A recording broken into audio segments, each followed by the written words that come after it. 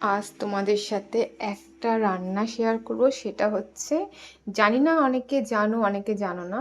তো দেখো, এটা হচ্ছে ফুলুরি দিয়ে তরকারি। তো আজকে যে আমার দাদিমা রান্না করতে আসে তাকে বললাম তুমি আজকে ফুলুরির তরকারি বানাও।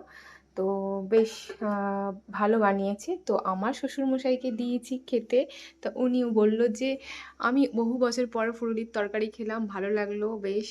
আর ভালো রান্নাটা হয়েছে। জানি না কে কে বানাও ফুলুরির তরকারি, অনেকে জানে না। কারণ আমার বন্ধু সকালে ফোন করেছিল, বলল যে এটা আবার কি তরকারি, ফুলুরি দিয়ে তরকারি হয় নাকি?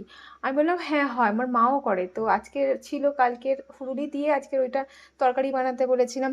দাদিমা ঠিক সুন্দর করে তরকারিটা বানিয়ে দিয়েছিল। তো দেখো সুন্দর হয়েছে। তো আমি এখনও খাইনি, কিন্তু আমার শ্বশুরমশাই খেয়ে নিয়েছে দুপুরের খাবার। তো বেশ ভালো হয়েছে। জানি না কে কে খাও আর কে কে খাও না। যারা খাও তারা প্লিজ কমেন্ট করে জানো, আর যারা জানো না প্লিজ তারাও কমেন্ট করে যে কোনোদিন খায়নি ফুলুরির তরকারি।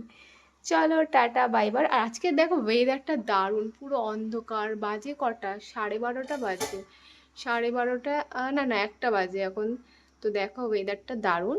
তো বেশ আমারও বাড়িতে ফুলুরির তরকারি হয়েছে, আমি আজকে এটা মজা করে খাবো। চলো টাটা বাই বাই।